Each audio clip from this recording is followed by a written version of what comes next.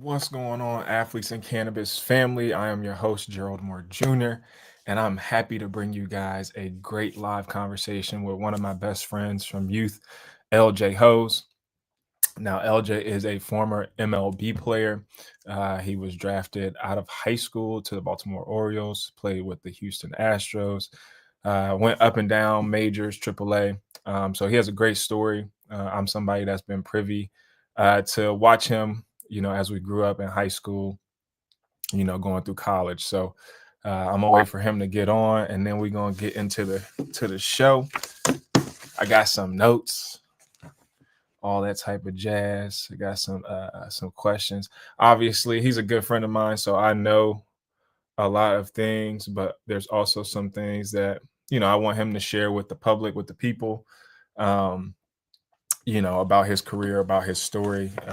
One of the best athletes that I had the privilege of playing with and growing up alongside. He's somebody that motivated me, encouraged me to be the athlete that I am and that I was. He also was motivational in one of the reasons that I founded this platform, Athletes in Cannabis, because of his situation when he was in the major. So I think he has a lot of great insight to being a high school athlete that was drafted to go pro.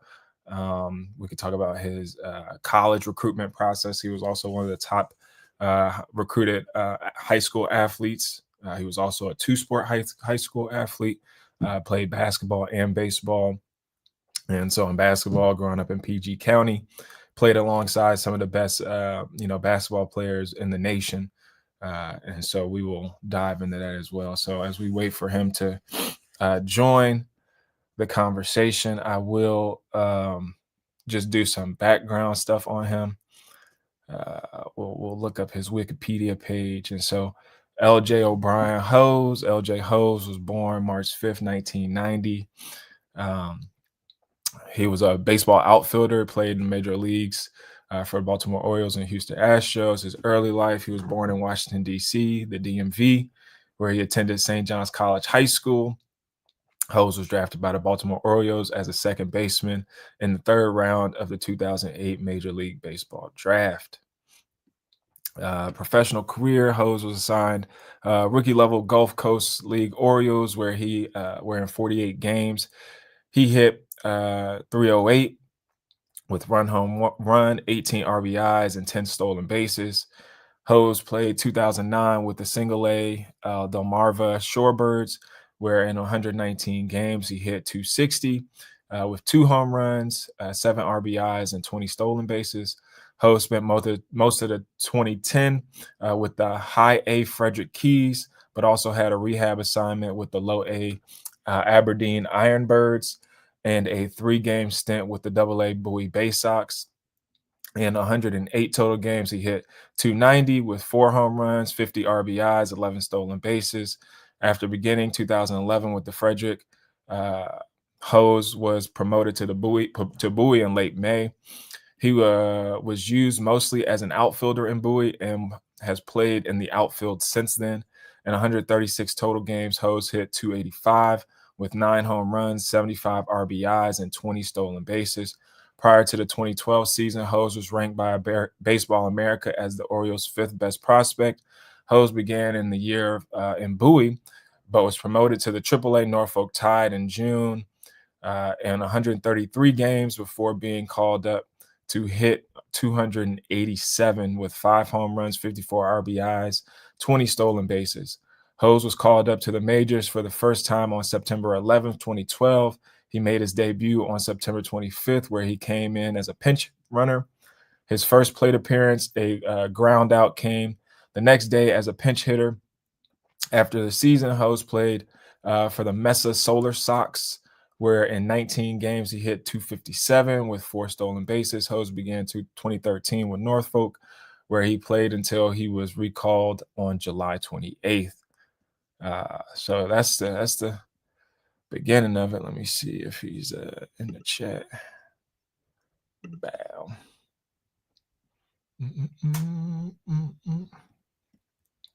So let me know if you come in.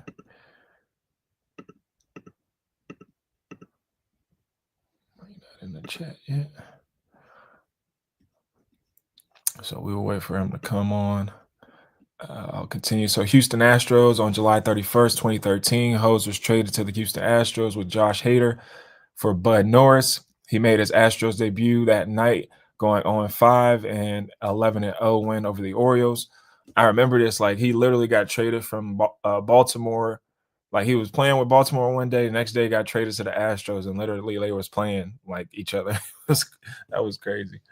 Hose had appearances and appeared in one game for 2013 Orioles before the trade.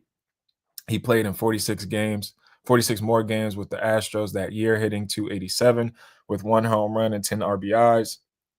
Hose hit .172 for the Astros in 2014. He was optioned to the AAA Oklahoma City Redhawks on August 15th, 2024. Then the Baltimores with the second stint after the 2015 season. Hose was designated for an assignment by the Astros and later traded to Baltimore Orioles in exchange for cash considerations. On January 26, 2016, Hose was designated for assignment by Baltimore to make room for Efrain Navarro on the 40-man roster. He was sent outright to the Norfolk Tide, the Orioles AAA affiliate, on February 14, 2016. Playing in 102 games with the Norfolk Tide, Hose slashed .242, .318, .331 with 6 home runs, 33 RBIs, 8 stolen bases. He became a free agent following the season on November 7th. On February 24th, 2017, he was suspended for 50 games for a second positive drug test and then released by Norfolk Southern Maryland Blue Crabs.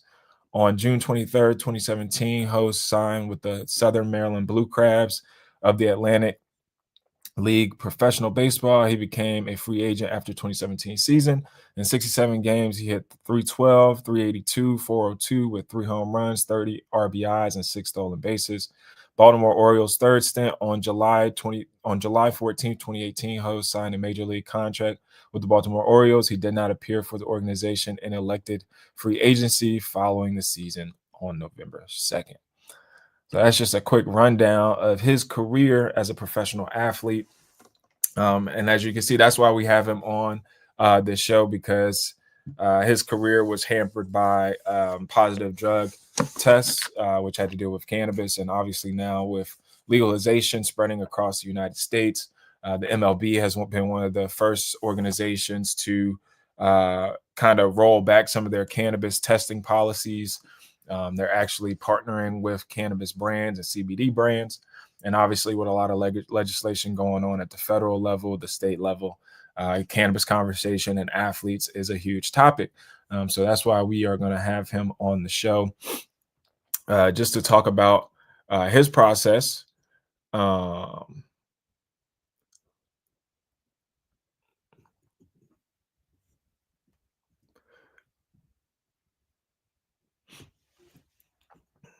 Boo, boo, boo, boo, boo. All right, so I just got a text from him, so he's on his way home from work. And so until he gets back, we just going to keep chopping it up. And we're going to cover some cannabis news from the federal side of things. Obviously, I'm in Ohio too, so there's a lot going on.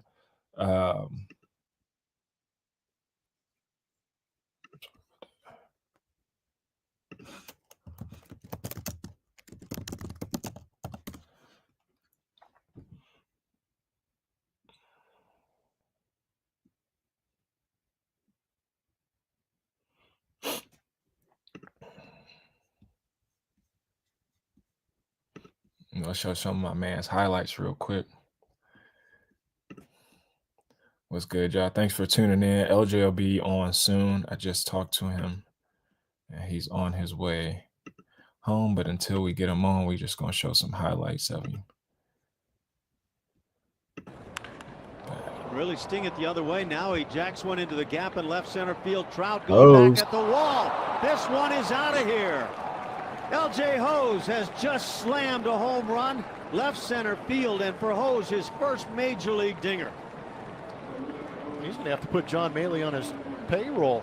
He is personal hitting coach. Since coming over for the Astros, we found out from Julia that John Maley made a little adjustment in LJ Hose's swing, and we saw some of the pop going the other way. Now he just decides to take it to dead center field. Yeah, center. Look at him. I see you, Hose. Pretty good poke. Mike Trout tried to go up and bring one back like he did against Brandon Barnes in game 1. Just couldn't quite make it. So 1-0 just like that. And LJ Hose now has a home run in the big leagues. Hose.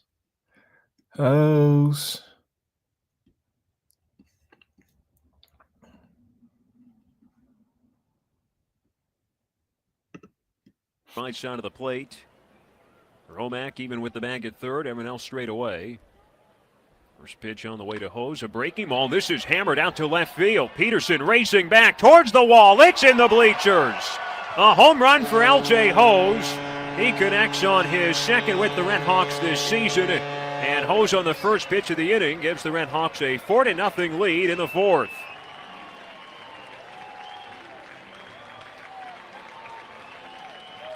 A hanging breaking ball, and Hose hammered it into the bleachers.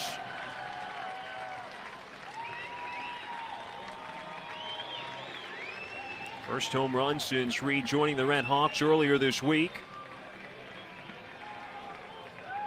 5th overall this season for Hose, who's hit 3 up in the majors with the Astros.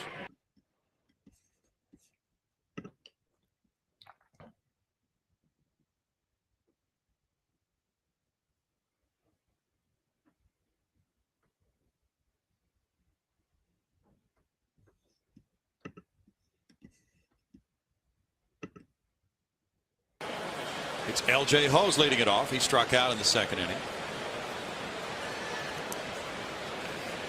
And this one goes in the air to center field, chasing Ellsbury way back.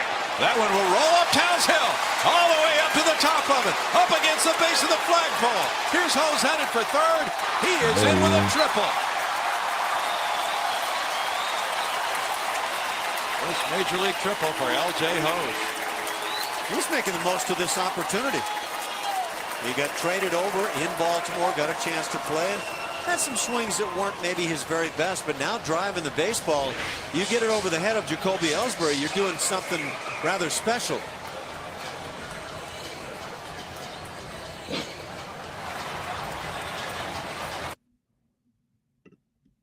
Wow, that's just some highlights just to show my boy. My brother. There you go. What do you do, bro? Not too much. Just getting home, getting settled. I teach a little PE class in the morning. Nice. I work with underage kids. Well, I think they're probably not underage kids. I wouldn't say they're underprivileged, underserved kids. They're more so, I would say they're located in Washington, D.C. in the Northeast. Some of these kids that I work with, a little kind of on the spectrum, or some of them a couple of kids I've actually was talking to my dad just now.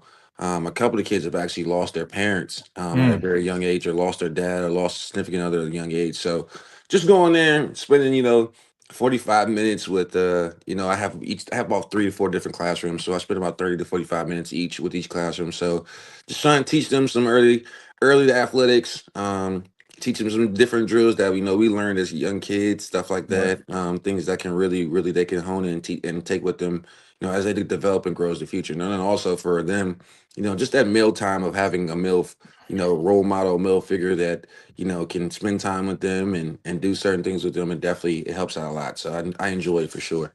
Man, that's important, bro. That's us giving back, obviously, that we done played the game, and you grew up with great male role models in your life. Your dad's always been in your life, so I think it's very important that we give back to this next generation, especially those kids who look like us a lot of times and come from rough backgrounds that don't have fathers or don't have a lot of male role models. So good work, bro. I love it. Appreciate it. I'm gonna turn my camera on 1 second. I'm just you good. Take my afternoon medicine in real quick. Hey, do what you got to do, brother. This is the Athletes and Cannabis show. You know what I mean? So we definitely encourage and promote responsible cannabis consumption.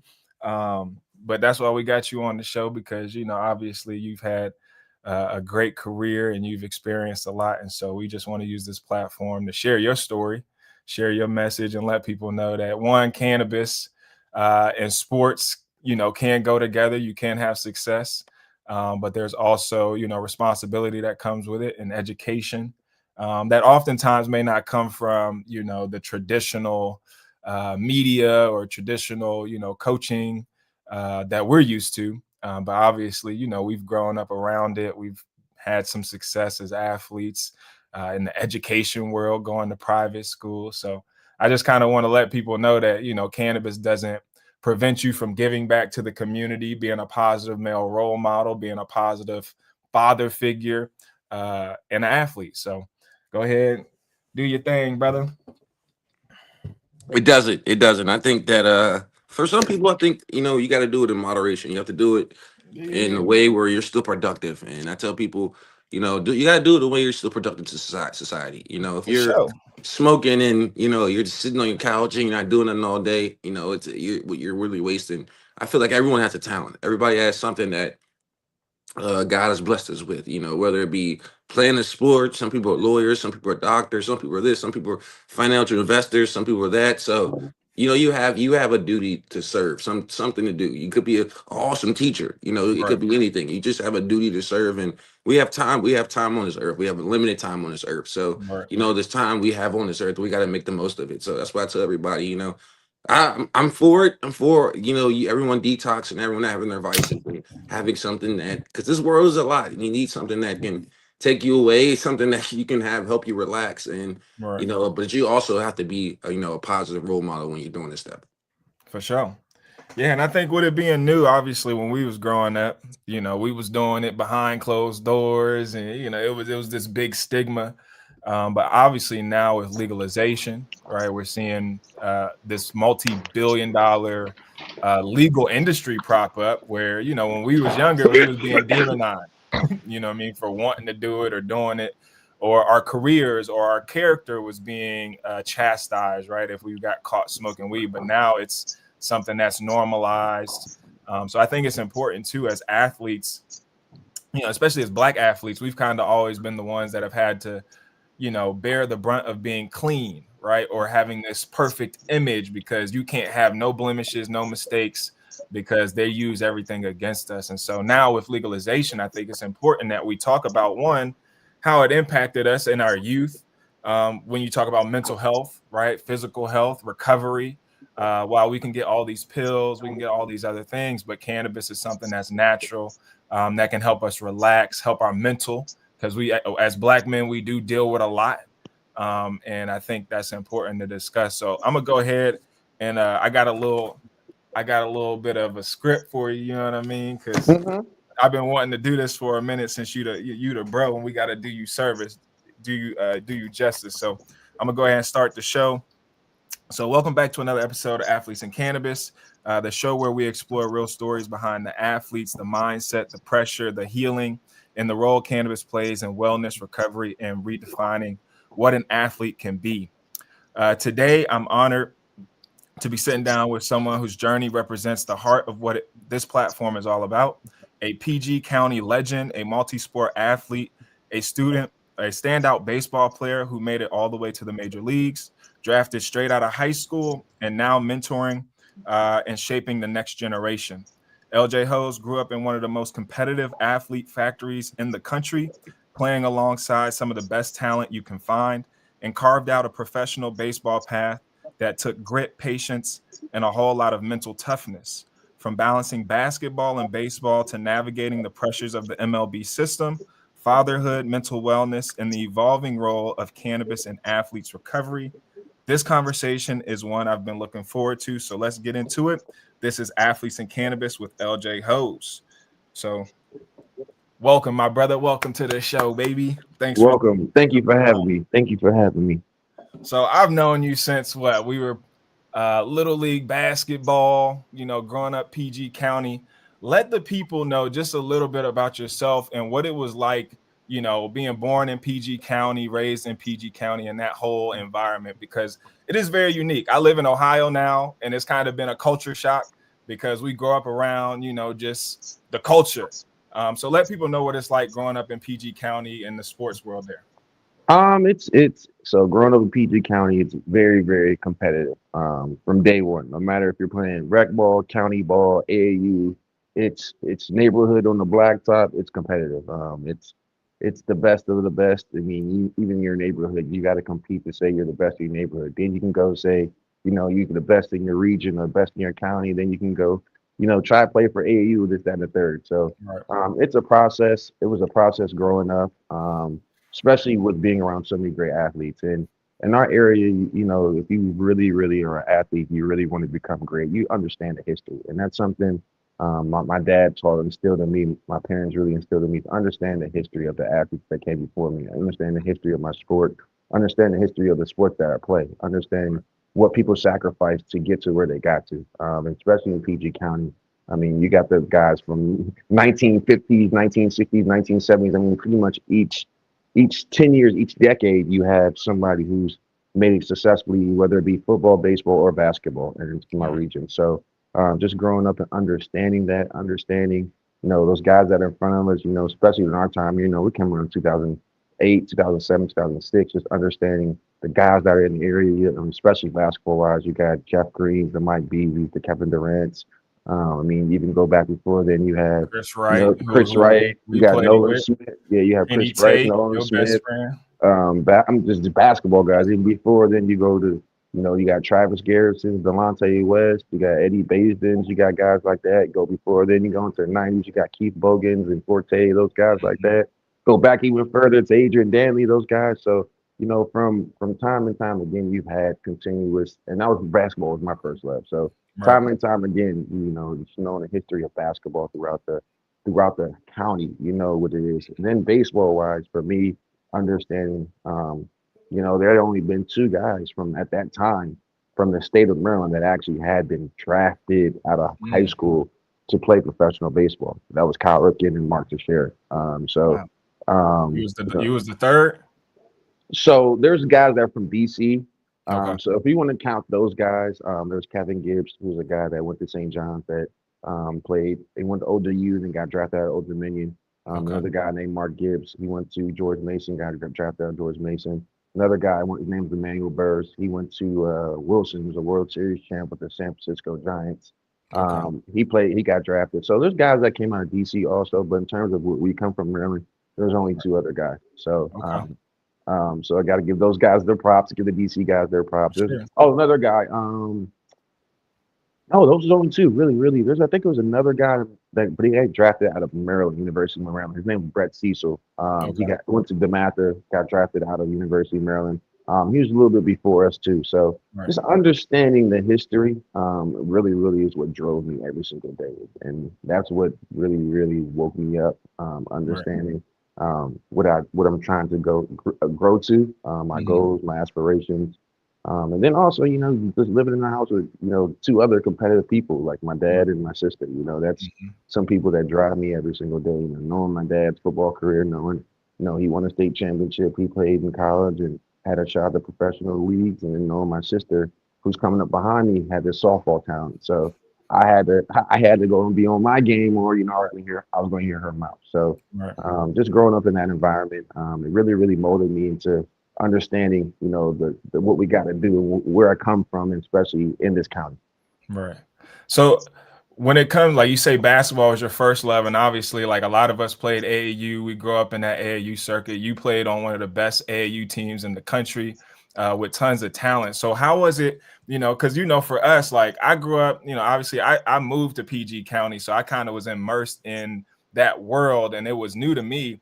But baseball was never something like in my circumference, right? My dad put me in basketball and Mhm. football. So how did you go from basketball, loving basketball and that whole AAU circuit, to then playing baseball, especially being black, right? We didn't see a lot of black baseball players.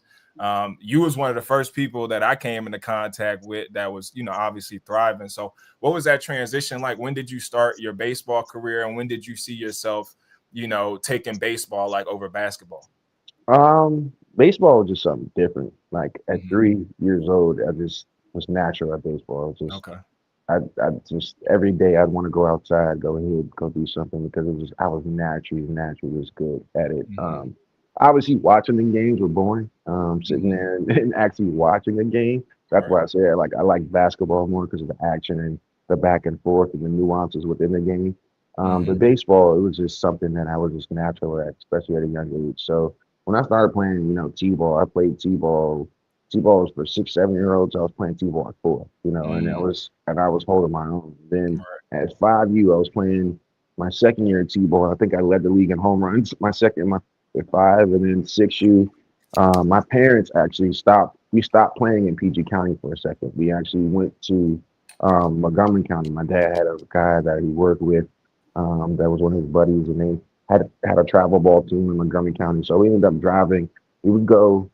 I'd practice here with my dad throughout the week, and then on Sundays we drive an hour and a half to Montgomery County for me to play baseball game. Where some weekends, bro, I might play 2 games. Some weekends I might only get 2 innings, and that's just what it was. When I first started, I only get 2 innings. I'm playing 8U travel ball, 9U travel ball. I'm playing up with 3 years older than me. So when I first started playing out there, I sat the bench, and then it was that ignited some hunger in me. That ignited some will, some want, some extra. You gotta go put some extra work in. You gotta really, really, practice harder. If you say you're practicing, but this is what you gotta do to start taking it to the next level. So probably when I was about 8, 9 years old is when I started really, really understanding. All right, baseball is something different for you. Gotcha. I was like 8 years old playing 12U, so it was like all right, something's different, and I'm holding my own. It's not like I'm struggling now at this point. It's now 8U. I'm playing up. I'm starting to hold my own with the older guy.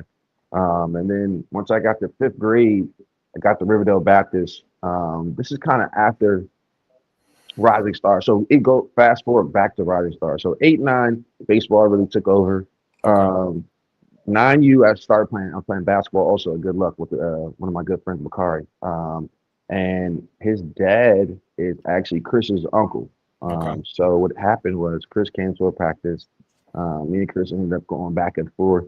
So I just heard this story. I think this might have been Yeah, the first I seen Chris interview there. yeah. So I was killing everybody. I was the best player on the team. Here comes Chris, comes in, and this started at 6 years old. So me and Chris at 6 and 7 really did not like each other. Like we did not like each other. Like we did not like it was like a rivalry. And Every this time goes to the competitive nature of PG nature County, right? of PG County, right? So then 8, 9 years old, we started coming back more around again, and we started becoming closer because I started realizing, look, man, this dude got something special because I've seen what I could do in the baseball field. I see what he can do in the basketball court. This dude's special. So let me start, not go at him so much, but let me start trying to be his friend. So Right. ended up, his dad ended up having a AAU basketball team that they were starting. And his dad came to one of the practices and was like, "Hey, LJ, talk to my dad. Was like, we'd love to have you come out to a practice." So I was going out to a practice. Was not going to play AAU. Just was going out there to see what it was like. Right. Ended up, we had it so they did set it up like it was a basketball clinic. So we had pairings of 2. We ended up, I was paired with Chris. So me and Chris went through this whole workout, probably a 2-hour workout together, and we're just pushing each other. We're talking. We're going blah blah blah. And from that moment forward, we just formed a bond that stayed to this day. I went home. Remember talking to my dad in the car. I was like, man, I want to play. Like, I want to play. This is where I need to be. This is the environment I need to be. It's not even for the aspect of for baseball. It's for the aspect of just the athlete, the seriousness of the athlete, the seriousness of the mental, the seriousness of where these guys are trying to go. And this is where I need to surround myself with. This is who I need to be around.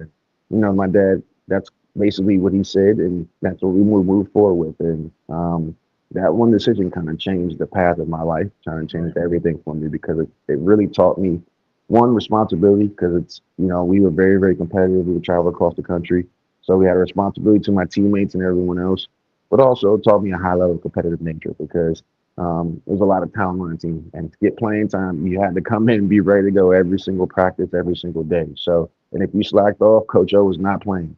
So that really, really taught me my competitive nature, and I transitioned that. Once I got that, and just that competitive nature of AAU basketball is, man. You have to have that dog. You have to have that mentality every time you step on the court. I mean, every night I tell people it's like, I mean, it's just a dog fight every single day. So for me, And that PG County basketball is I mean, obviously it's nationally known, but I think since we're so like small and tight knit and coming from the DC area, like there's so much other things going on, but people don't really, I don't think really truly understand like the gold mine of PG County sports and just playing in that environment, right? Like you said, that competitive nature when you got guys like Chris Wright and all these guys that you're growing up with, it naturally makes you better, right? It naturally makes you want to compete.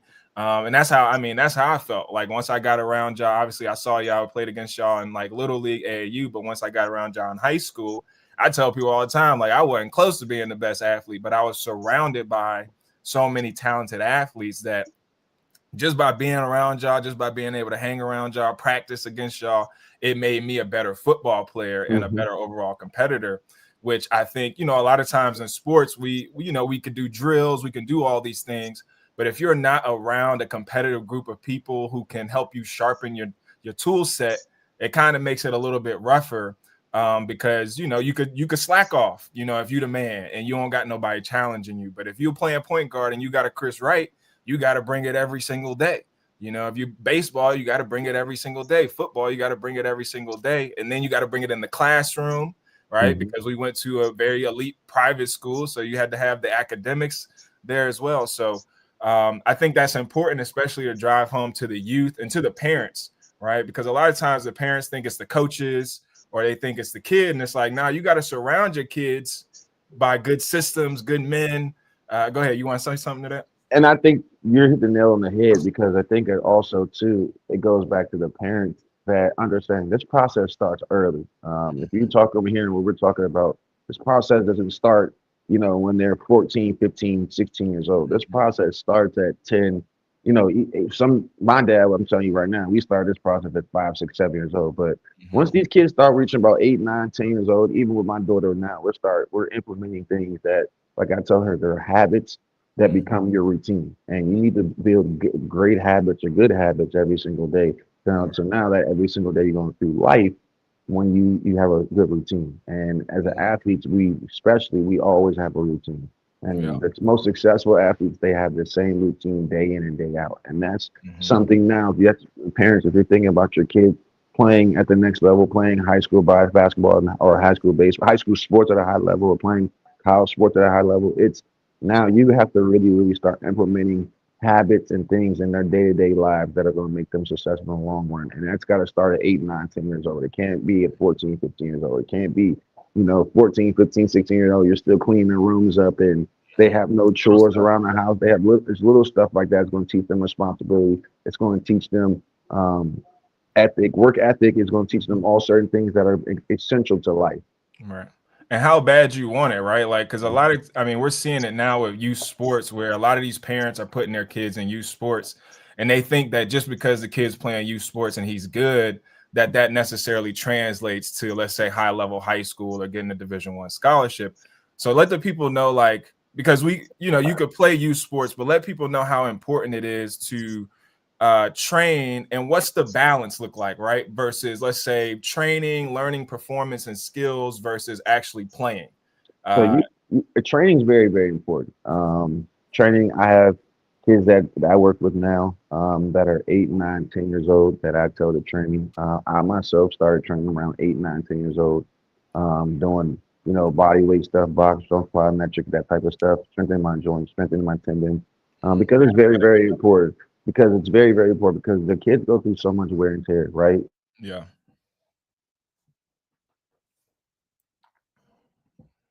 Oh, we lost him. He'll come back.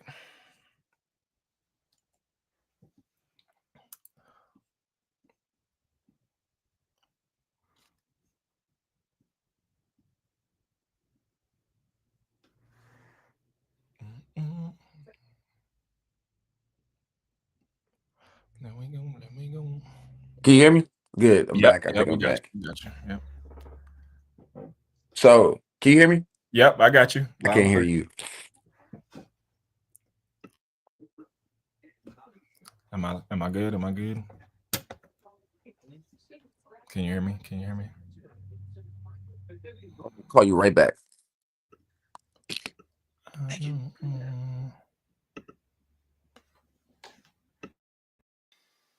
Is that better? My mic is showing that it's working. Let me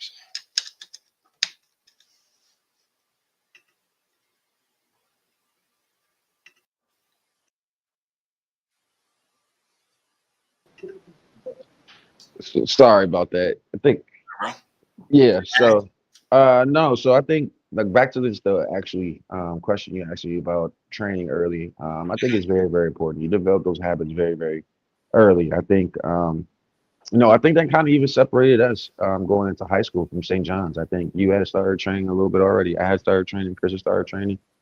So I think that's kind of what set us apart. And being able to understand the weight room and understanding how to proper weight room etiquette, how to Mhm. train, how to do And certain we were trained exercises. by a little girl, little woman too, weren't we? Yeah, Piragi. Paragi, Yes, we shout out were. to Paragi.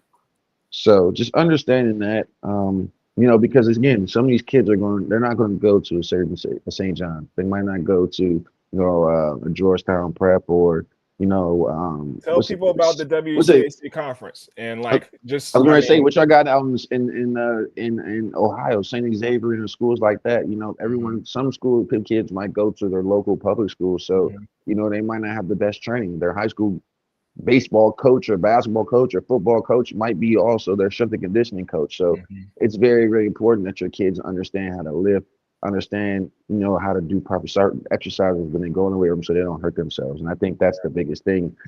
Because as a parent, when you're before they go into high school, you have time to monitor what they're doing. You can actually, do research, you can do homework, you can find the best trainer for them so they can understand, the exercise and what to do. And you can actually sit there and watch what they're doing. And instead of high school, where everything's a lot more closed off and a lot more, in the morning time or at nighttime, and parents aren't involved, and you really don't see what your kid's doing. And now he comes home with a hurt back or pulled hamstring or pulled muscle because they got a muscle imbalance. They're doing squats the wrong way. So I think that's Too very, much very, very weight. important. And it's too much weight or anything. So I think that's very, very important. Really to start them. I would say, probably around weights, I'd probably say 12, 13, but actually doing certain like exercises, athletic stuff, movements, I would definitely say around 8, 9, 10, have them start doing some plyometrics, cone drills, ladder drills, all that type of stuff that can keep them athletic. And that's the biggest thing. You want them to be athletic. And that's what I tell everybody, no matter what sport they play, they have to be athletic. And so teaching them at a young age, good coordination, good feet, jumping rope, I can't tell you how many kids I get at 12, 13 years old, and I tell them the first thing I do is put a jump rope in their hand. They Mhm. can't jump rope. It's like that's the basics. Like that you Coordination. got that's coordination. And you got to be able to do that. So that's one of the things I stress and harp to parents. Like those are the basics of coordination, balance, flexibility. That's very, very important. And you can start that at 8, 9, 10 years old. Yeah, for sure. And that's what I found, being out here in Ohio, a lot of these guys, they just struggle with basic coordination, footwork, agility, athletic, just athleticism. So pointing on that, like being a two-sport athlete, right? And obviously it's 2025 and there's been a lot of talk and conversation, even when we were playing, about choosing one sport early. How did you go about, being a two-sport athlete, being a starter in football and basketball or in baseball and basketball? How did you go about, that pressure of playing both and not choosing one or the other? Like, was there any pressure for you to choose? Or, what would you say to young athletes, say to parents who are, grappling with this idea of being a multi-sport athlete in today's landscape? Yeah, so there was always pressure. It was probably pressure once I turned 12. It was like, all right, you're a top 5 baseball player in the country.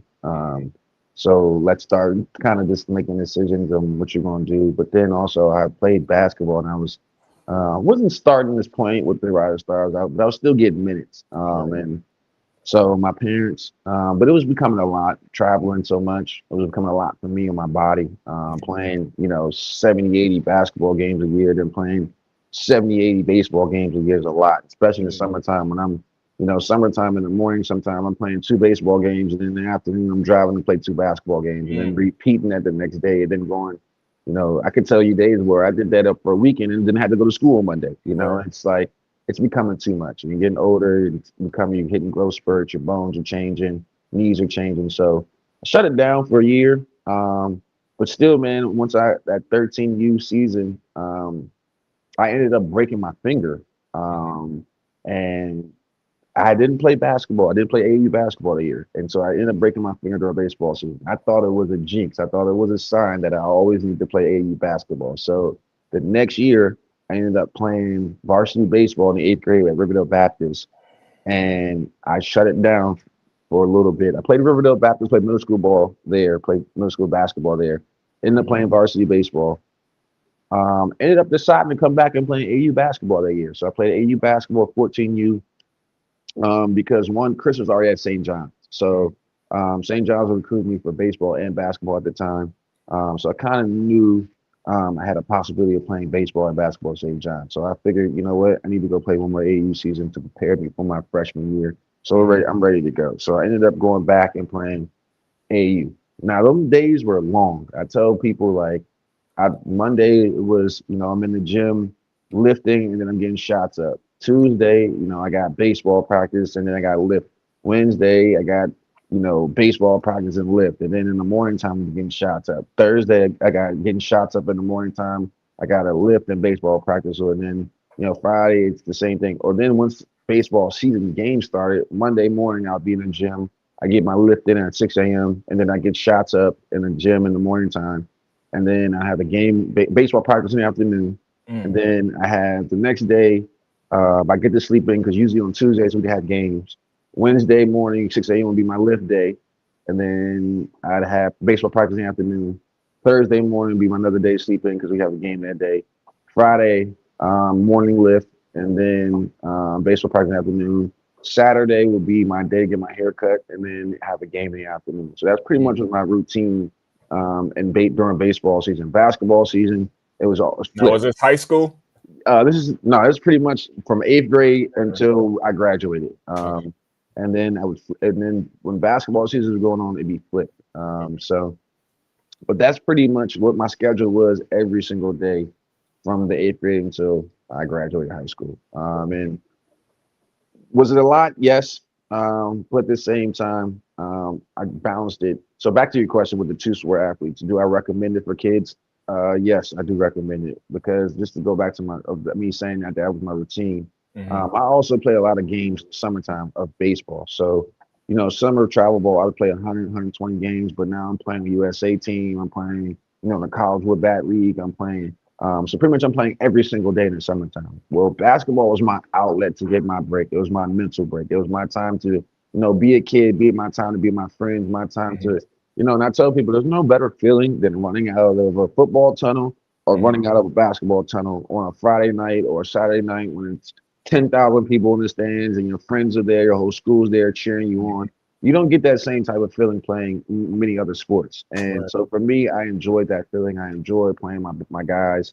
I enjoyed our trips. I enjoyed traveling. I enjoyed going to Raleigh, Myrtle Beach, them type of trips we went on. So I enjoyed that time. And it allowed me to be a kid, allowed for that mental break. And it also helped me with baseball. It helped me with my lateral quickness. It helped with my vertical jump. It helped with my sprinting. It helped with my stamina, my core strength. It helped with all that. I mean, just being in defensive Leadership, I would say. Leadership also. I mean, talking, communication, just because you have to talk so much in a basketball court. But then also as we got older, being those older guys and leading younger guys that came on, especially after Chris graduated and, kind of that senior year that we had a bunch of younger guys leading them and doing what we did. We actually had a pretty good year that year, surprisingly, that comes back to the leadership we had, comes back to what we built. So I think it's very, very important that kids play other sports, especially at a young age, because it makes them better athletes. It makes them better mentally, playing different sports. It makes them tougher. I think each sport brings a certain quality that kids can bring to their life. I'm not saying play all sports, but definitely try to play definitely try to play multi-sports. And then the other answer to your other question is, I always got pressured. I continuously got pressured. I remember even our senior year, I was getting pressured to play baseball full time, and I was going to play baseball full time, but I just had that burnout, man. I just had that time of, I didn't want to. November hit, and I didn't want to go back to training back for baseball again. I wanted to take another month or two off because I had just finished playing, the week before, 2 weeks before basketball season started. It was like I needed a break. I needed a mental break. I needed time to be myself. The draft process was enough in itself. You were there at school when they're pulling me out of class to go do interviews or take cognitive tests and do certain things, or I got to go meet with this college coach, and then I got to do a test for a pro team after that. So it was just becoming a lot, and I needed a break. And so for me, playing basketball was that break, was that outlet. But it definitely hurt me, though. I will say it did hurt me. And And I don't want to get into that why it hurt me, Mhm. because again, it goes with politics, and that goes back to egos, and that goes back to people having their feelings and not really caring about what's best for the actual kid. You know, Right. people certainly care about what's best for them, and so Mhm. it hurt me. But at the same time, I still have those memories. I still get to look back and say, you know, I had a double double in the math in my senior year. I had a double double against Gonzaga my senior year. You know, we ended up, you know, making it into the top 6 or top 8 in the tournament. You know, playing a Mhm. guy that when I wasn't expected. You know, that Right. year we was picked to finish last, and you know, to upset somebody in the playing game and to actually play a guy that year in the top. I think it Mhm. was what in the semifinal game or quarterfinal game. So you know, Mhm. being in top 8 that year it was tremendous. And Right. to be able to have that last ride with you and Aaron and Corey and be with my guys one last time before we all went our separate ways, it was good, man. It was memorable for me. So it was all worth it in the end. Right. Now, I think that's important too, right? To hear from the athletes because obviously we were kids back then, right? So, you're making grown-up choices and decisions. And it can be tough when you have, these coaches, these adults, potential money. But then that feeling of like my friends, you know what I mean? And creating some of those core memories that you can't really get back, you know what I mean? And so I think that's important too when, we are having these conversations like, yeah, sports is big, the potential for money and earning and changing the trajectory of our lives, but also just those core memories of just being a child and being able to, play with I your mean, friends, practice. just think Yeah. about it. Just think about if we didn't play basketball. You know, even in itself, I had to leave. Remember, I left prom early because I had to Yep. go to Milwaukee for a tryout. You know, so Yep. it's like, it's certain things like that. Just imagine if I didn't get to have that time with you guys. So for me, it Mhm. was like, it's worth it, man. And I tell kids, man, if you have an opportunity to play both, play both. But if it's, obviously, if if you're playing varsity baseball, if you're playing freshman basketball, then all right, it might be Right. time to give something up. It might be time Mhm. to focus on something else. But if you're playing both levels at a high level, you're playing varsity baseball and as a sophomore in varsity basketball, keep it Right. going because you never know where you're going to end up. And the Mhm. way NILs and stuff works right now, you can use all that stuff to your favor. For sure. Now tell people about, obviously you talked a little bit about it, but what was that process like getting drafted out of high school? You know what I mean? Like obviously you told us a little bit getting pulled out of class, but when did you know, like, because I know you was a highly, recruited baseball player for college. So touch on that. I know UNC was big at that time, and I think you were committed there. But tell people about your recruitment process for college, but also the draft process in baseball and how it went into your decision-making process at that time. So the recruiting process back then is a little different now. Right. Now guys they can't offer you to your junior year. Mm, okay. Back then I was getting offers in the 8th grade. Got my first And talk about offer. because baseball, right? They don't get as much money, right? Is No, they don't give as much scholarships and money. stuff. So back then, what they would do is they would offer you young and just Mhm. try to get you to commit. And then by the time your junior year happened, that's when they figure out the money for you. Okay. My 8th grade years when they started rolling in, my first couple offers started rolling in. And then going into my sophomore year, I went to USA baseball tryouts. I didn't make the team that year. I ended up just missing. I was the last guy cut that Okay. year. And then coming back from that, everything started rolling. Everything. I mean, Stanford started sending me stuff. UCLA, USC, Cal State, Fullerton, NC State, Texas, Florida, Florida State. I mean, all of them started rolling in at that point. Mhm.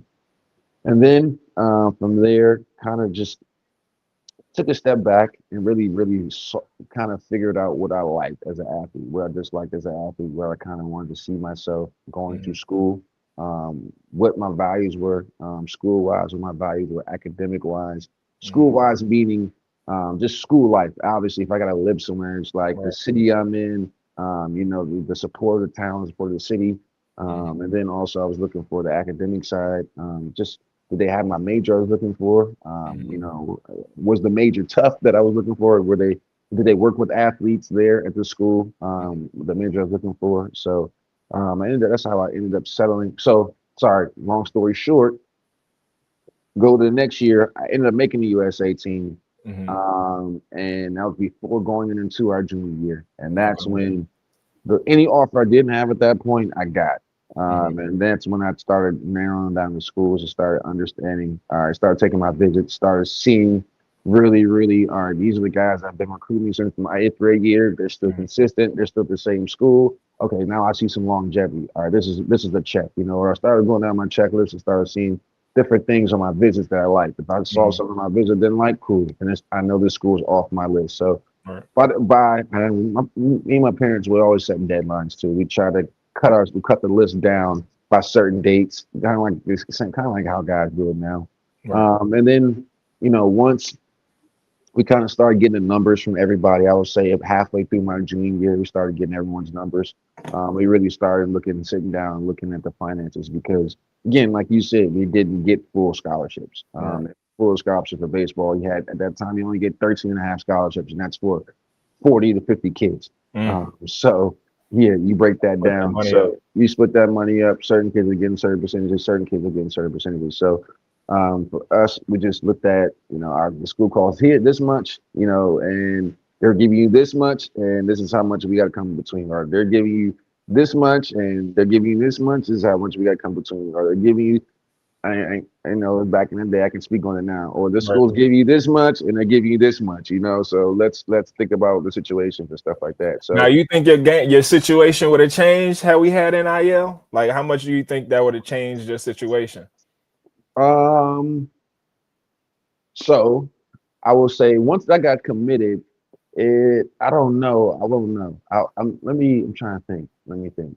Because I got drafted. Because once I got committed, I kind of knew. Once I committed, I knew I was going to get drafted. It's just about a matter of where and how much I was going to get, and that was the biggest thing. So for me, NIL, yeah, it would change a lot because it probably changed how much I would get in the draft, or the draft would change how much I get in NIL. So it would change a lot. So the school basically nowadays would have had to come in and say the Orioles would give me $500,000. Well, all right, the school is now going to have to either match that $500,000 or the Orioles already know that the school potentially giving me 1.2 to 1.5, then they have to come in and now match that when they're drafting me. So it kind of works both ways. For the top guys, it really benefits them because now they have that option where you're kind of seeing some of the top 10 high school kids that are going to the LSUs, the Texases, the bigger name schools that are getting, the upper north of 6 figures, near 7 figures. They're getting that money. They're going to school now. They're going to school and they're going to college because it's a better lifestyle. It's better than what it is in the minor leagues. When you're traveling, way better. The nutrition plans are way better. The strength and conditioning plans they have and stuff like that, it's way better. It's just the way better for and then it's actually a quicker pathway right now for guys to get to the big leagues. Guys are going to college and coming out, and they're going right to AA, and then they're shooting right to the big leagues. Where guys, they got to go, like such as myself, you get drafted, you got to go to rookie ball, then you might have to go to low A, then you go to high A, then you got to go to AA, then you got to go here. So it's some of these guys, they're skipping those levels and using those years of college to develop, and now when they come out, go straight here. So it definitely, NIL would definitely change my situation now. I would have definitely been in the 7 figures for sure coming out of high school. No ifs, ands, or buts now, whether it been in NIL or the draft. Right.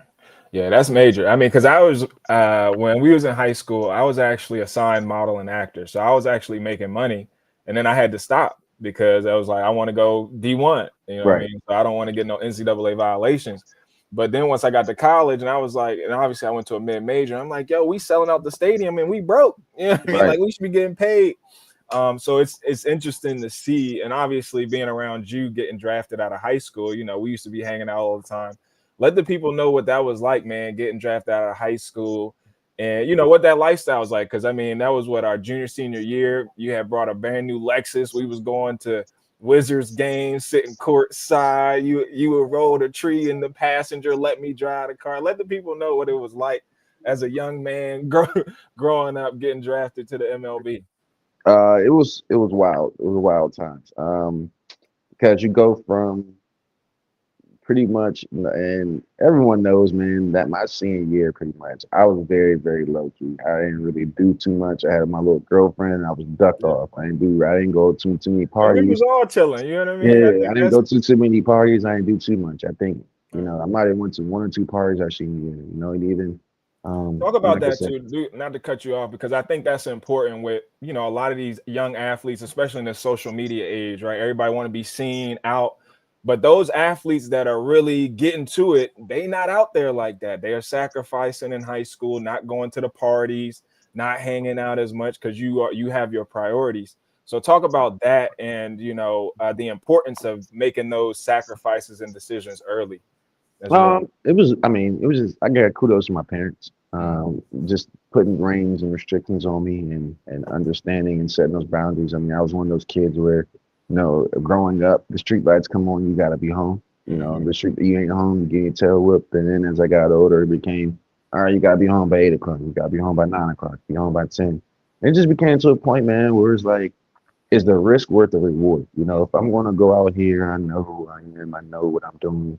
And you know the situations we have been in at them times. You know, Yeah. growing up, where in PG County, you can always you can catch some riff around the corner, Yeah. especially where I'm at. You know, where Glen Orange right Mhm. around the We corner. You going know, into DC, you know, you can go to Metro. you can go to DC. I mean, shoot, even at that time, we was getting in love and what 16, 17 Yeah. years old. So it's like we were, and at that time, we had pretty much done everything, you know, Right. for me. So it's like, all right, let's chill out, let's go back. And remember at that time, I'd have a lot of stuff. I have y'all pretty much over every weekend, you know, Mhm. playing video games and doing certain things. And just at a point, I just knew, kind of for me, I had that feeling and kind of knew that we weren't going to get that many opportunities to kick it like that anymore. Right. You know, and for me, it was kind of, I knew our lives were going to change. I knew that it was going to change somehow, some way, whether I was going to get drafted or I was going to be in North Carolina and you was going to be at Ohio. Mhm. Corey's going to be Eastern Michigan. Aaron's going to be at Dale State. Chris going to be at Georgetown. So we're all going to be spread out. Antoine's going to be at Syracuse. Syracuse. Mhm. Ant Coleman, you know, he used to come over a lot of time, you Yeah. know, so he's going to be at his school. Where Ant go? I forgot where Ant went. He went to what, Liberty, I believe.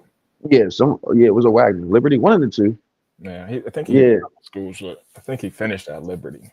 yeah. With Ant Coleman, this is the last time that we all really going to hang together, you know, Mhm. and just CJ went to Temple. CJ too, Temple, that all of us is gonna be kids, you know. It wasn't gonna be no pressure. It wasn't gonna be we just the bros, and you know, Mhm. and this those you don't get those times back. So, you know, Right. for me, that's kind of where it was for me, where I value that more so than going out to a party and potentially, you know, all of us get into a fight. Now you lose your scholarship, or Corey loses his scholarship, and Mhm. you know, cool people don't know Corey. K Mill Enterprise is Corey Mill. So if you see Corey Mhm. the K Mill trucks going up and across the country, up and down the East Coast, that's our boy Corey. So Mhm. just understanding what we have to lose at a very young age was very, very important to me. Yeah. And so that's why we kind of just sat everything back. And I think people got to understand the risk is not always worth the reward. You know, Mhm. social media posting everything where you got where your locations or posting everything you're doing.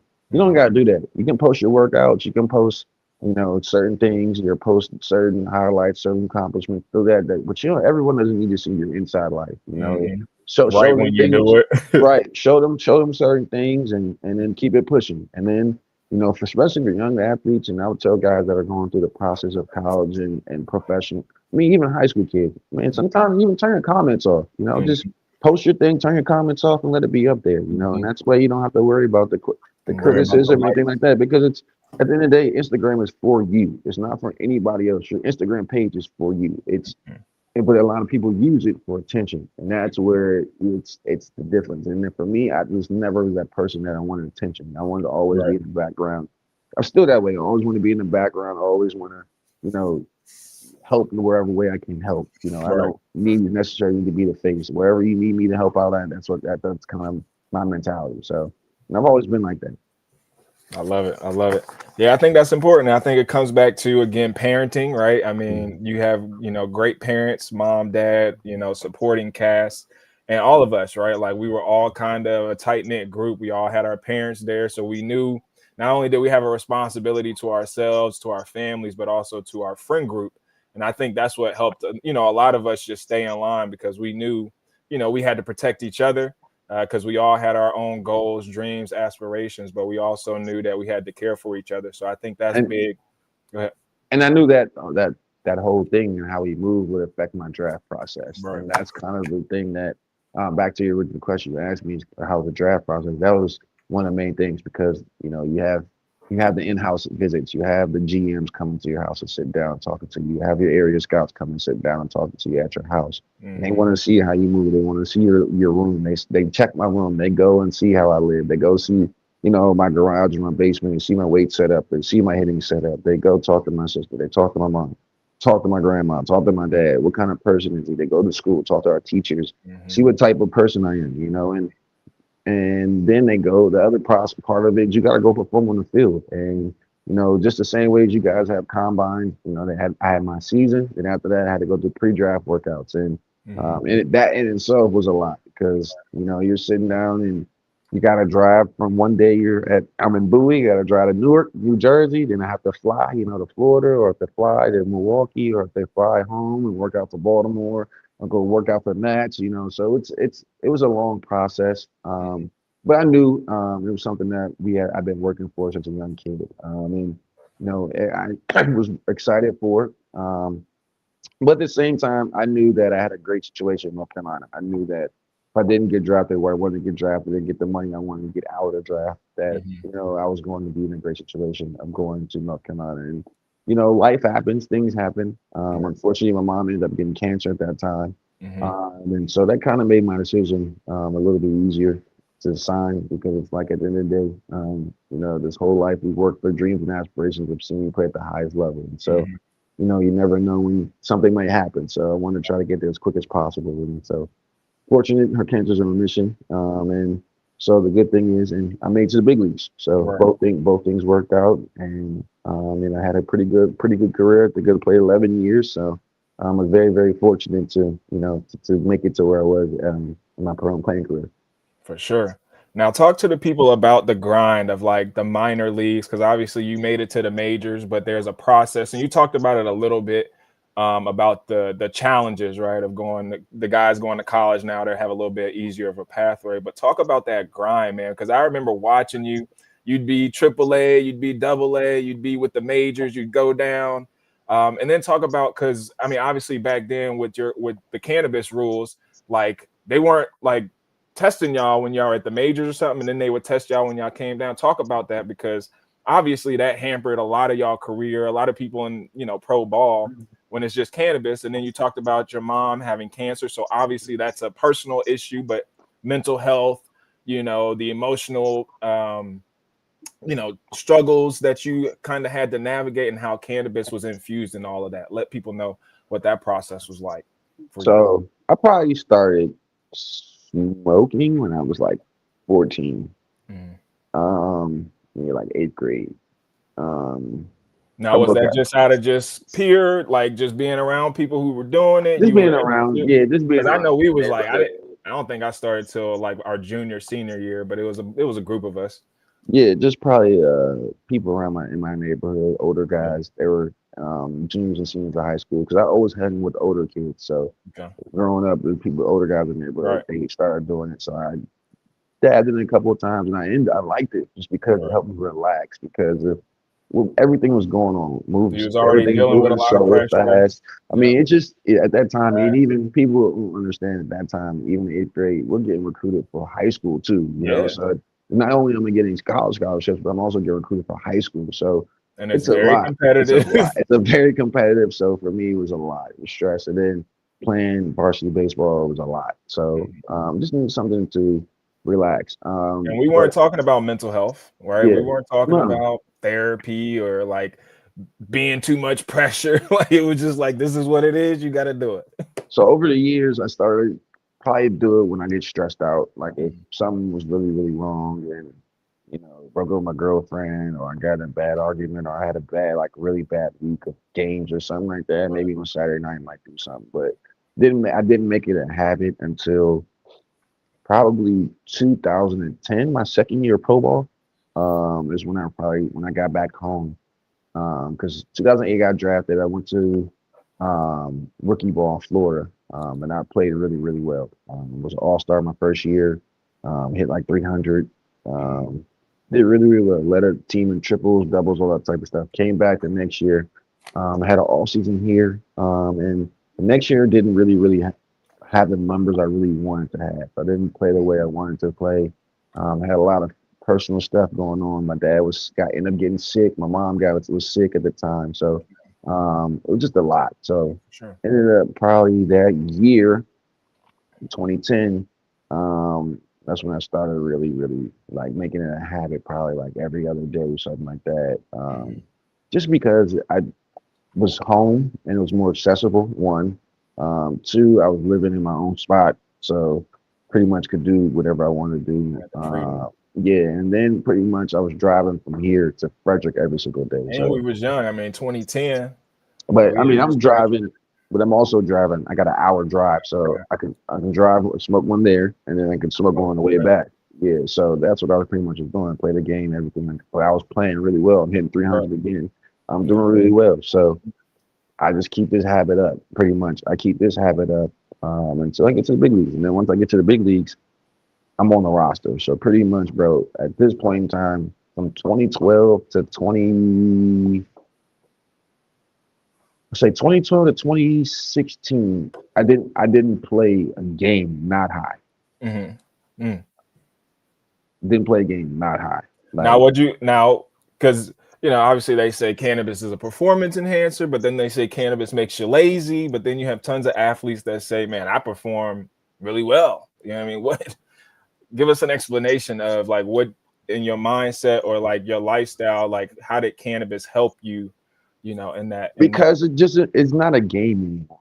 When you get to that level, it becomes business, and Mhm. you grow up so as a kid, and you grow up as a child, and you're taught to learn it as a game. And you play this game for the love of the game. Mhm. And then once you get to a certain level, certain stature, you're making a certain amount of money, you're making certain things, and now the game Business gets decisions. taken. Yes, the game gets taken out of it, and the game is so minute of an aspect of we're really in totality of what it is. It's like it's a business. It's you got player appearances, you got this, you got that, things you don't even want to do. Like Right. on my day off, I just played 15 straight games. Now on my day off, I want to relax. I want to get a massage. I want to get my legs rubbed on. Do the Normatex, all that type of stuff. The Rest recovery, recovery. everything. Get my cryo in, but you gotta go to a parent. You gotta go do this. You gotta I go do want to that. smile. So Sign and it's autographs. or you got a family, you got kids, and you gotta go. You gotta go play. You gotta go be dad. You gotta go. Mhm. You gotta go be a husband. You gotta go Mhm. do certain things. So and now it becomes stress. It becomes again added pressures on top of just playing the game because again the game is so hard at that level at Right. the big league level because everyone is so good Right. and then you got you're playing you're making such good money you don't want to go and again it's a difference because of discrepancy in pay because for the minor leagues and major leagues that you don't want to go back to minor leagues because now you're losing out on 60, 70, $80,000, Mhm. and you're losing out on, $15,000 a paycheck, so Mm. it's a difference. And so you're trying to stay there, you're trying to fight and do everything else to stay there. And so now you're putting extra pressure and added pressure on yourself. And then you got the fans and you got social media and you got I mean, it's the playing aspect of it. It's not like you're playing in front of 500 people. You're playing in front of 30,000 fans. And I tell people, man, World. I tell people, man, it's different because as a rookie, you're not allowed to take the team bus. You're not allowed to do certain things. So I'm taking, public transportation to the game and they're understanding who I am and my life being told. So you can Right. only imagine with the jokes and stuff that comes with that. So again, but I'm taking that now into the For sure. field. That's that Right. extra stress. That's extra like, dang, I wish Noise. I could just punch you in your face right now, but I can't punch you in your face right now. So because I have to be the Right. upstanding citizen. I have to be the bigger guy. And again, that's extra stuff. So now when you go home after the end of the day, you need something to detox. You need something to relax. You need something to do. Or even then, you need something to clear your mind before the game even starts. Because I Right. need to be able to go out there and focus and Mhm. be able to focus on what I got to do, the task is. And I got to be able to block out everything else, whatever's going on in the day, the argument with my girlfriend, the argument with my agent, the argument with my financial advisor, or the argument with my friends and family because I put their tickets in too late because I'm worried about something else. I'm handling a business meeting over here. Mhm. Got to clear your mind before you go play. And Right. so for some people, they have their vices. And so for me, it was go hit half of one or something like that Right. and maybe do something like that. And so, now I play the game and Everything else, the fans, the 30,000 people, everything else doesn't matter. I was able to focus, lock in. And some people, they take Adderall, some people take Valium, some people do that certain things that help them with that. Some people will take a shot. Yeah, some people will take a shot. Some people do that. Some people, it's different. Some people have their certain vices. For me, that was just my thing to get me locked into the game and understanding, what I got to do. And, and it slowed things down for me. It really did. It made me, my awareness go up. It made just my focus, like I said, heighten my focus level. But it really, really slowed the game down for me. It really slowed down the moment, because sometimes in the moment, things can be going super, super fast. And you got to be able to think quickly, but move, think super quick, but move at a smooth pace and smooth speed. And that's the biggest thing. You can't be out of control. You can't be over anxious. You got to be smooth. And that's the biggest thing. So it played a significant role. It played a significant role. Then once I got removed from Major League roster, that's when you're pretty much supposed to not smoke on a minor league. Once you're on the Major League roster, you're allowed to do anything. I mean, they don't test for street drugs on the Major League roster.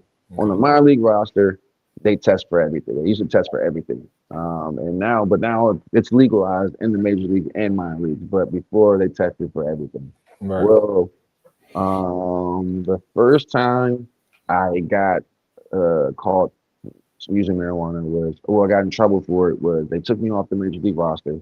I went to the minor league roster, but this had happened in spring training. So in spring training, I was in the Major League roster. So the first 20 days I had been doing my thing, right? So it's still in my system. But when you take me off that roster, I'm now on the minor league roster. I can be drug tested like that. So basically a week passed and they came and drug tested me, and that's what happened the first time. The next time was the off season, and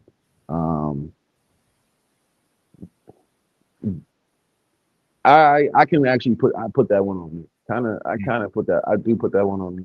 Just understanding the situation, understanding where I'm at, understanding what point I am in my career, understanding, at the end of the day, you got decisions and choices to make, right? And you gotta understand what's important. And this is something you've worked for your whole life. This is something you dreamed about your whole life. And like I tell everybody, nobody's bigger than the institution. Nobody is. Nobody bigger than the program. So it's no matter if you have this much time in the big leagues, it doesn't matter. You still got to abide by their rules. You still got to abide by what they do things. And even though it's your off season, you think they might not come around to test you, this, that, and third, because you're a veteran and this, that, and third. Now you still got to abide by their rules. Even though you're a veteran, even though you put this time in and you got to this point in your career, you still are underneath their program, and you got to abide by the rules. And so I didn't do that, and that's what ultimately, got me my suspension. But I ended up thankfully serving that. Ended up coming back and finishing with the Orioles in 2018, and that was a blessing. So I was very, very ecstatic and happy that they gave me an opportunity to come back and serve my suspension and get rid of it, and actually become a player coach for them. And then last year after that, I finished the independent ball my last year. With the Southern Maryland Blue Crabs, and then after that went and hung it up, and ended up coaching girls basketball, and now doing training. So I got pretty much about 35 clients that I train baseball wise in the area, and I definitely enjoy it, and I look forward to doing it every single day. No, I love that, bro. I love that, and thank you for sharing, man. I think it's important. Your story. A lot of times there's so many athletes. You know what I mean? A lot of our stories get, unless you the Hall of Famer, and making these organizations and these systems, billions of dollars. A lot of our stories kind of fall through the cracks. And, I think us as Black men, especially being young Black men, and the time that we're living in, the success and the educational levels that we have, it's important that we're the ones sharing our stories. Because a lot of times we didn't get no information, you know what I mean, if you didn't have a dad or a support system. So, I think there's a lot of things that we learn, and a lot of things that are put on our backs, right, as young Black men, to be perfect, right, or to have this perfect persona or identity or understanding that everything is looked at as a character flaw. But that there's reasoning behind it, right? When it comes to cannabis, you pointed to, mental health aspects, your mom, having her illnesses, your dad, the pressures. And as we have these mental health conversations, especially as Black men, as fathers, I think it's really important because one, again, you say people have vices, right? You can go to alcohol, you can go to other types of abuse. But when you look at cannabis and what you even said yourself, it lets you relax, it lets you calm down, focus, helps you rest and recover. I think that's the biggest part of the conversation that as professional athletes, high level performing athletes, that's the biggest thing that we can let people know. The stigma around it, And it hasn't stopped you. And it doesn't have to even be smoking. I mean, I know even some of my even now I got close family members that use CBD creams and oils and stuff like that for their joints and their body. And so it's different things you can use. It doesn't have to necessarily be smoking. It's definitely things that it's ways to benefit your body. Even like me now, I use CBD lotion just to relax my body. I have arthritis I deal with now, joints Right, and we pains and stuff. 36 with arthritis, bro. We got to start. That's the next show, bro. Dealing with arthritis. So I mean, just dealing with that, I'm using them CBD lotions and stuff like that. I mean, it helps out a lot. So it doesn't have to necessarily be smoking, but there's ways to help yourself relax or your Tinctures, body lotion. relax and stuff like that. I mean, yeah. So there's many ways. No, I love that. I love that. And just to finish it off, so I can let you get some of your time. Let us know, like fatherhood. I know the daughter's coming up playing softball. What's fatherhood been like? What's life after major leagues been like? And how can people support you and your mission and your journey? It's been a ride, man. Yeah. I'm not even going to hold you and sugarcoat you. My daughter's doing amazing. Mhm. As you know, I was married, ended up getting divorced, but things happen. Yeah. Life Talk to happens, people. We grown, man. we still have a good relationship and making sure that everything is good for our daughter and making sure that Cousin CC. she's successful, and making sure that that's the biggest thing right now. That's our main focus. And my daughter's 11 now, and she's playing softball, playing travel They grow up softball, and fast, man. She's yeah, beautiful. so we're just trying to make sure that she's on the right path. Like I said, we're instilling core values, core beliefs, core habits into her, especially with her. She's a multi-sport athlete, but she's also into other avenues. Mhm. So right now she's actually running track too. And then she's in the thing called MISA at school. It's called a math, engineering, science, and achievement. So it's Okay. worth 20 kids in their whole middle school. So she's in that.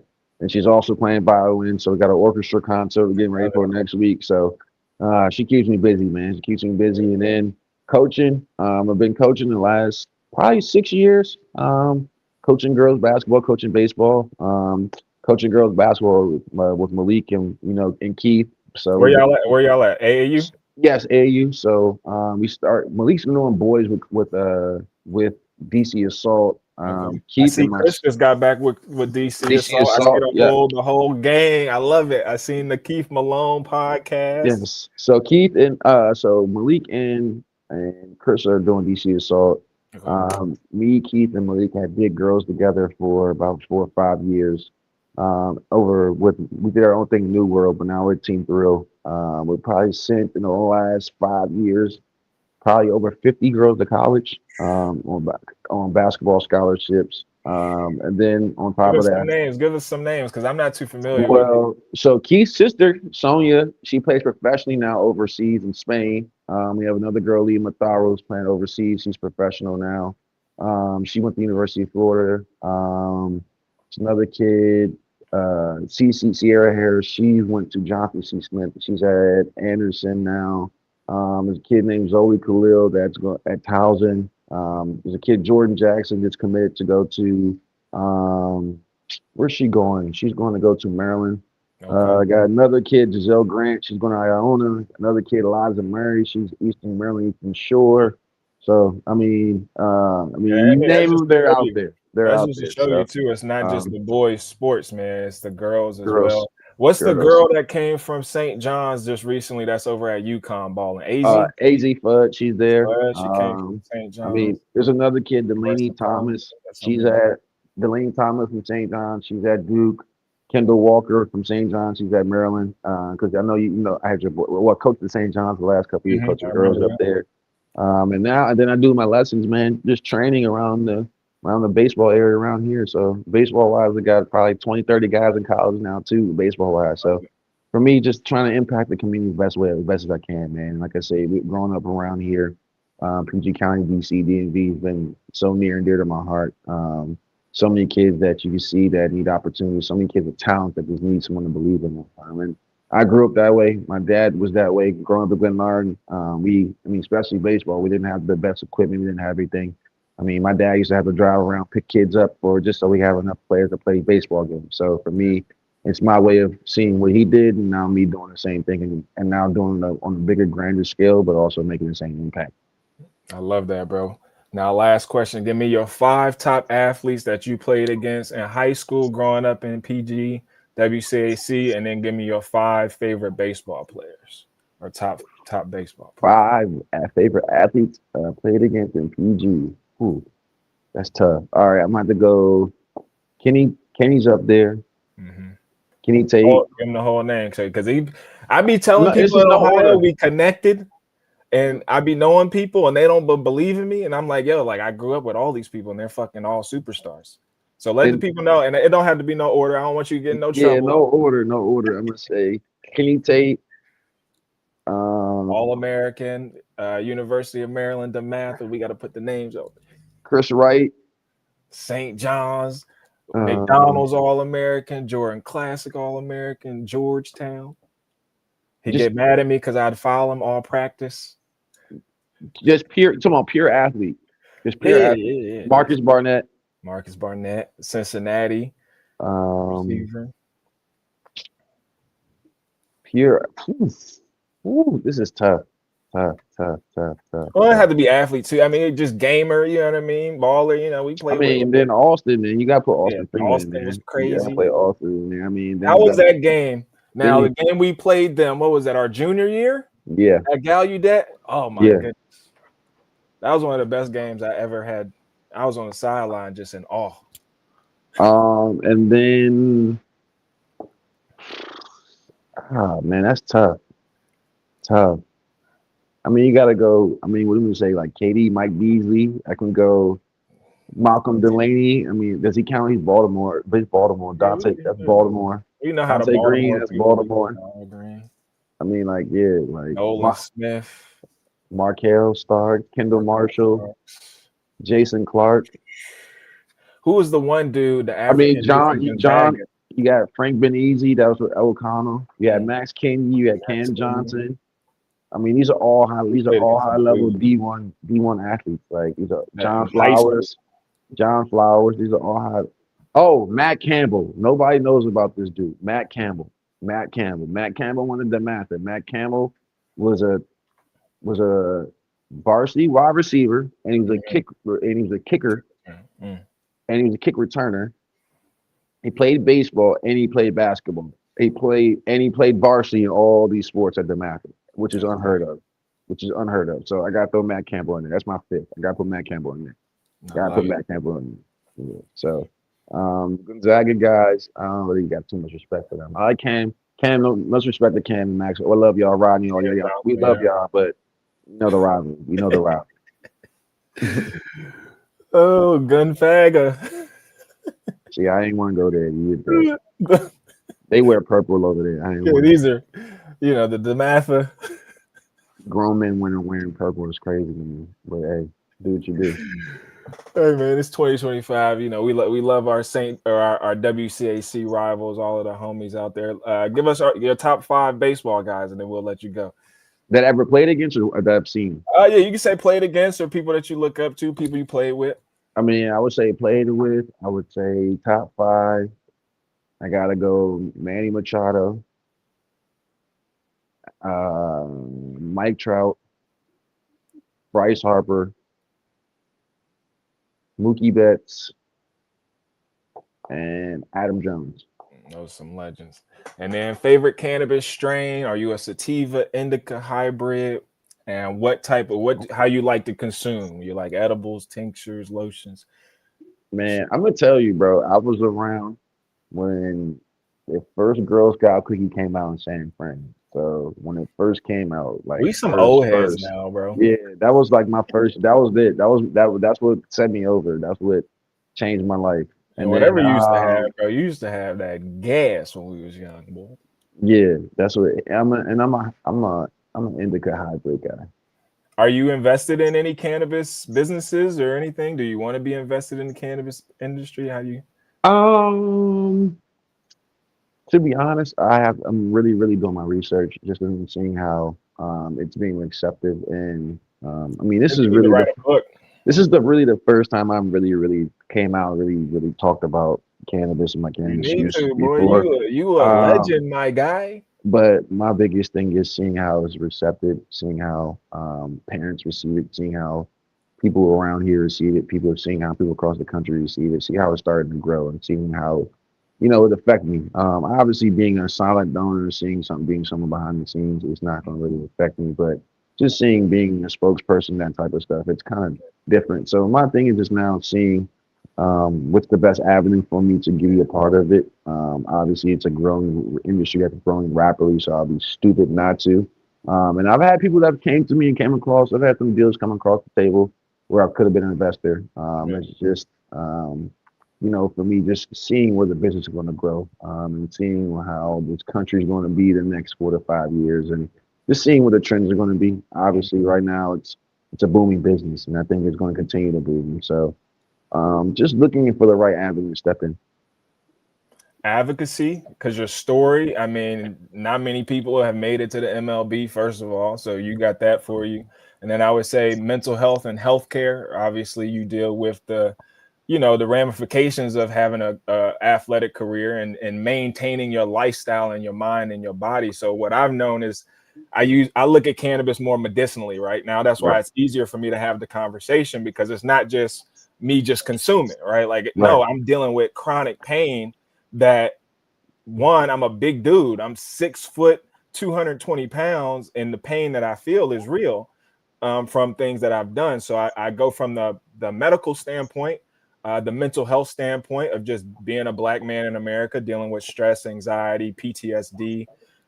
So that's the medical point, and then just having an athletic background and being able to say, I played D1, I was an All-American pro prospect, and I was consuming cannabis this whole time versus pills, which, again, I have a degree in healthcare where I saw the Western medical system that is pushing pills and all these things that long-term harm us, right? right. Nobody's complaining about our alcohol consumption. Nobody's complaining about our pill consumption. But then when we smell like cannabis, because you wouldn't even know we smoked it if we didn't smell like it, right? Right, Like, if we right, didn't tell you that we were taking edibles, our personalities don't switch like that, so you wouldn't know. People only know because we come in smelling like it, and sometimes could be the cologne that we like, right? Sometimes we're in a community, and that's how we like to fellowship. So I think it's just ending the stigma, is just conversation. I think you, man, like sharing your story, writing a book, and man, like. I think that's a point though. That's a thing. That's a point where I'm very cognizant of my smell, of my thing Yeah, of just trying to you're being because around kids. again because again, like you said, no, it's just a stigma, right? It's Yeah, just the stigma of you walk into a venue or restaurant, you smell like cannabis, it's automatically, oh, they're hoodlums, or they're this, or they're that, or this, or that. Realistically, I have a medical card. I have right, a literally state issued Maryland medical card, so I'm literally can use this whenever I need to use it for medical reasons. recommended by a doctor. But at the same time, I want to tell people out there, just be cognizant of certain things. Like you're saying, the smell.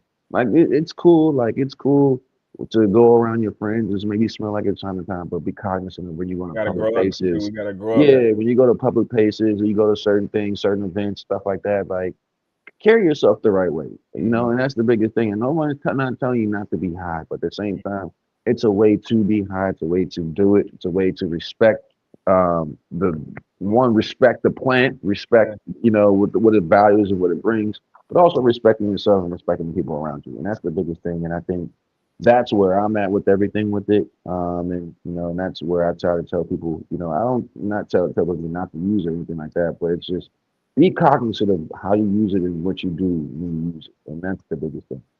Bet. Well, I appreciate you, brother. Where can the people find you? Can they follow you on social You media? can follow me on social media. I'm on Instagram, Mr. Mr.LJ Hose, HOESTU. So again, Mr. Mr.LJ HOESTU. And then if people want to get involved and get their kid like coached by you, mentored by you, where can they find you at? You can reach out to me via email ljhose@gmail.com. Awesome. Well, I appreciate you, brother. I appreciate you, brother. Have a great day. Yes, sir. You too, man. All right, see you. Later.